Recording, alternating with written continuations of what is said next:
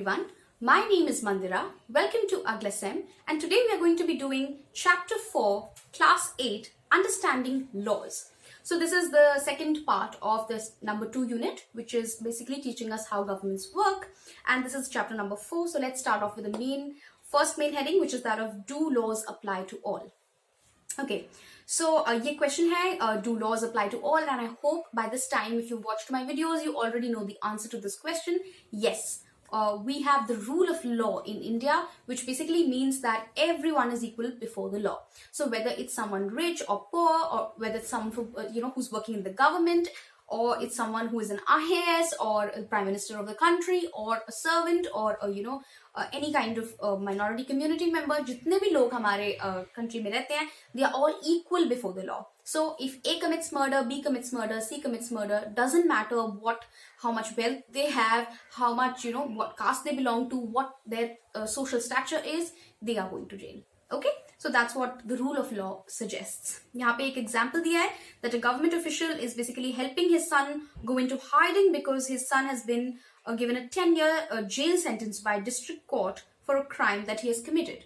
So you can see that he's clearly misusing his power because उसके बेटे को jail हुई है and he is helping his son hide. Okay, so this is not this is against the rule of law. You're using your power to get yourself off from a crime you have done. Okay, so what the rule of law means is that all laws apply equally to all citizens. Neither a government official nor a wealthy person, not even the president of the country, is above the law. ठीक है, any crime or violation, जैसे मैंने आपको बताया कि murder अगर A करे, B करे, C करे, वो कोई भी हो, चाहे प्राइम मिनिस्टर हो, चाहे वो छोटे से प्रेसिडेंट कोई वो हो, वो domestic worker हो, चाहे वो president हो, चाहे वो बहुत rich हो, doesn't matter, they are going to jail.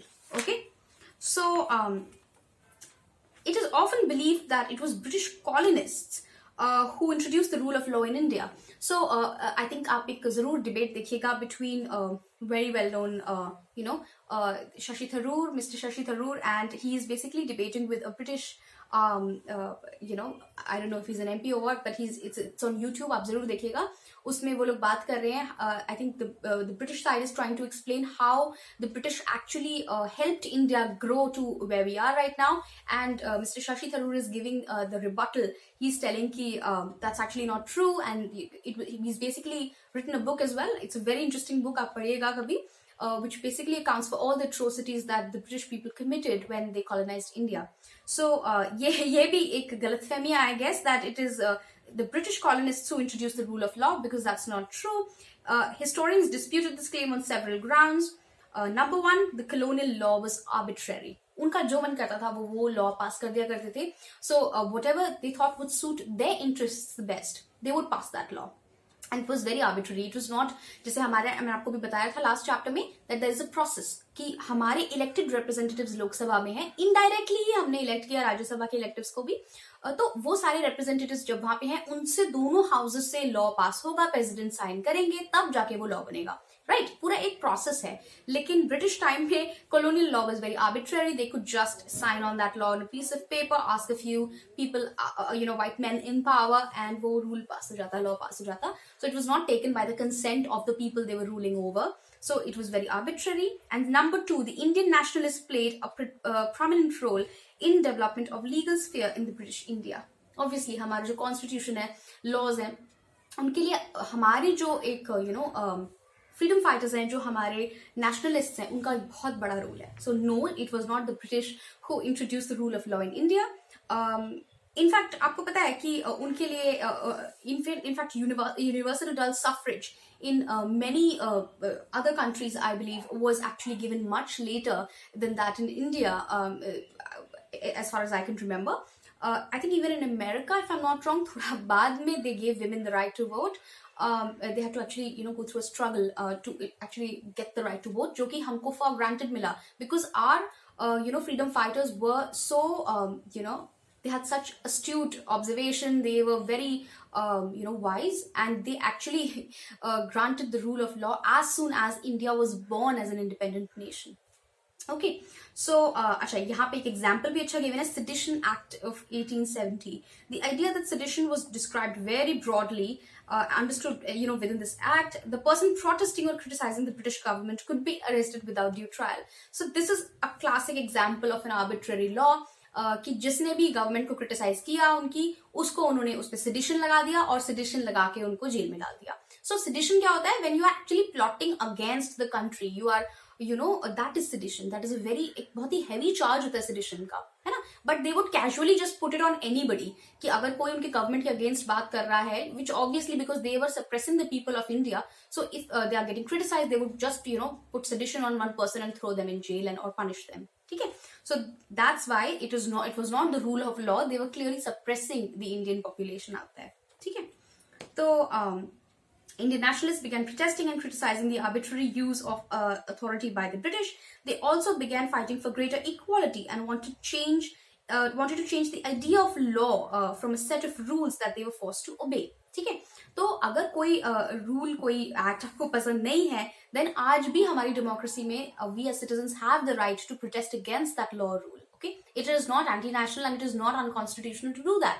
In fact, it strengthens our democracy when there is dissent, when there is critique in the democracy. जब हम ruling party की बुराई करते हैं, we are मतलब not unnecessarily, but if we are expressing our dissent in a good manner, in a healthy manner, then that actually strengthens the soul of a democracy. ठीक है. So अच्छा, इसके बाद there were several ways in which Indian played a major role in the evolution of the rule of law during the colonial period. बहुत सारे उन्होंने अपनी तरफ से लॉज इंट्रोड्यूस करे, बताए कि आप प्लीज ये लॉज इंट्रोड्यूस करो, और उन्होंने अपने बहुत सारे जो उनकी तरफ से people were fighting on their behalf, they actually help them a lot using these laws. Okay, so with the adoption of the constitution, this document served as a foundation on which our representatives began making laws for the country. ठीक है. एक foundation मिल गई हमारे constitution से. ठीक है. तो हमारे constitution is actually so well written and it is such a good document that उसके बेस पे जो भी लॉज बनते हैं, they can not be exploitative in nature, है ना. So that is a very good guarantee हमारे लिए भी कि no matter which government comes in to play, the constitution guarantees us that there won't be any kind of exploitation. Legally they can not exploit any kind of government. ऐसा नहीं हो सकता कि कल को कोई गवर्नमेंट आए और बोले कल से इलेक्शंस नहीं होंगे जी. तो that's something that's like unlikely to happen because our constitution has given us that right. ठीक है. तो इसमें एक एग्जाम्पल है Hindu succession amendment act 2005 which was passed. According to this new law, sons, daughters and their mothers get equal share of family property. Right? पहले सिर्फ sons used to get the share. Now mothers will get it, their daughters will get it. Everyone has an equal right. As your immediate family, everyone has biological family में आपकी the right to claim property. ठीक है. Let's come to the next main heading, which is that of how do new laws come about. The parliament has an important role obviously in this, and an important role of the parliament is to be sensitive to the problems faced by the people.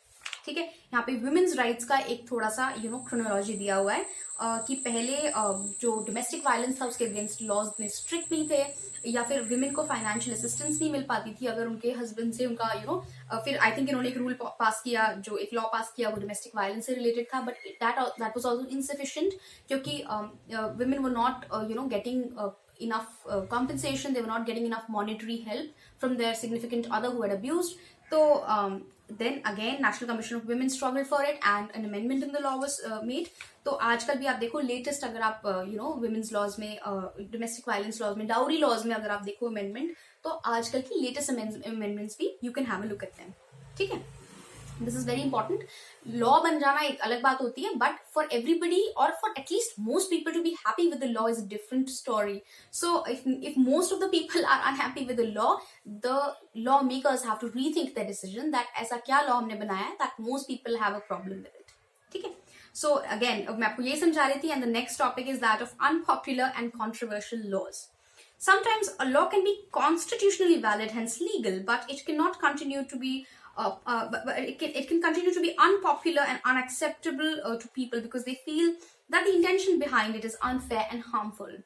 In a most recent example, if you have looked at farm laws that were passed recently, अभी बहुत controversy भी हुआ उसके लिए, that is an example, prime example of controversial law, because although it is constitutionally valid, a large section of farmers seems to be unsatisfied for whatever reason they are unsatisfied. I mean, that's not the topic of discussion here, but yeah, since they are protesting in large numbers, we know that somehow maybe miscommunication hai, misunderstanding hai, or whether they genuinely have some logical problem with the law.